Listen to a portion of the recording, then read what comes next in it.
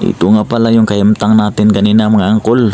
Karga talaga sa motor yung aircon kasi hindi pa tapos yung pinagawa natin na minivan. Shout out nga pala sa iyo madam. Ito na yung kaimtang namin, tingnan mo. Sobrang hirap talaga kasi 3 aircon yung nakuha namin tapos i-motor lang namin. Sobrang layo pa naman ang deliveran, naawan. Pero kahit ganon, kinakaya pa rin sa ating mga technician kasi sobrang expensive na talaga pag mag-abang ng minivan. Sobrang mahal tapos gasolina pa. Kaya sabi nila i-motor na lang natin para makasave tayo. Dito na time humonong sila. Akala ko bakit ayun lang dumagan kasi parang takot atas lang magpatakbo kapag matumba. Pero at least tumakbo na sila. At least kinaya pa rin.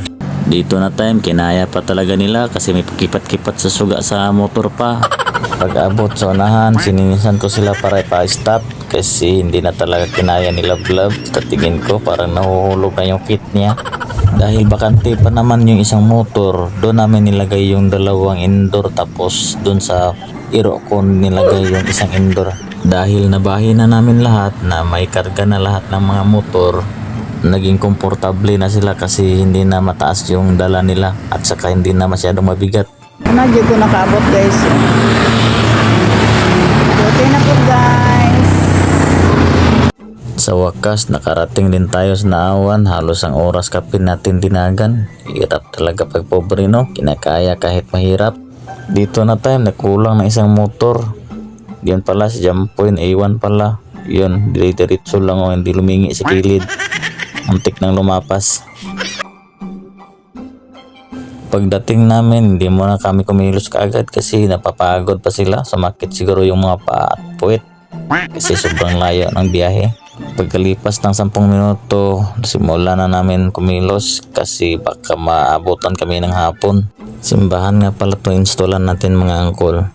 Yan, kinarga na ni Bibi yung outdoor. Tapos yan yung simbahan. Bali 3 aircon in order nila. Baka gusto nyo bumili ng aircon, PM nyo lang ako. Pag-usapan natin para ipa-discount kita. Iyon, pumasok na si Gino para simulan ng trabaho. Tapos ako dito, tininan ko yung paligid kung saan ilagay yung condenser. Believe nga ako pala sa mga tao ko kasi ang bilis mag-install. Ilang minuto lang, taod na yung indoor. Yan, taod na nila. At nilagyan na rin nila ng breaker bawat aircon. At sa mga condenser naman, sila Uncle Bert yung tumira. Dahil hindi talaga maiwasan na may halo na semento, yun nadugay sila. Dahil tapos naman sa indoor, yun tinabangan na nila. Andito na silang lahat sa labas. Mas maganda talaga na tulong-tulong para mas mapadali ang trabaho.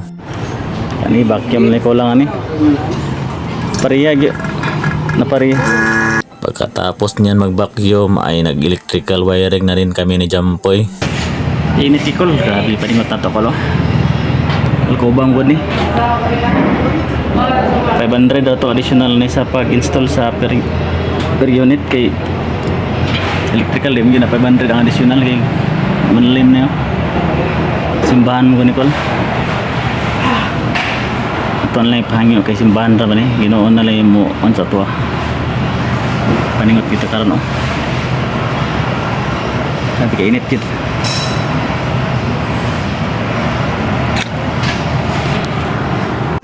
Sinamahan nga pala natin Jampoy sa Alcoba para maturuan kung anong gawin sa electrical para susunod sila na magtrabaho. Ang bilis lang din kasi turuan tong bata na to. Dahil nakita na niya kung anong gawin pag mag-additional ng wiring para sa aircon. Alam na niya kung anong gawin niya sa susunod. At tinaping na rin natin yung supply para sa aircon. Sumbaga source sa lahat ng aircon. Pagkatapos, ready to testing na. Ayun, naka-andar na yan lahat. Tinesting na natin kung lumalamig na ba talaga. Okay, nahuman rin kita. Tulo ka unit. Burato call, bole na mag-call. Yun lang mga master at mga angkol. Salamat sa panonood. God bless.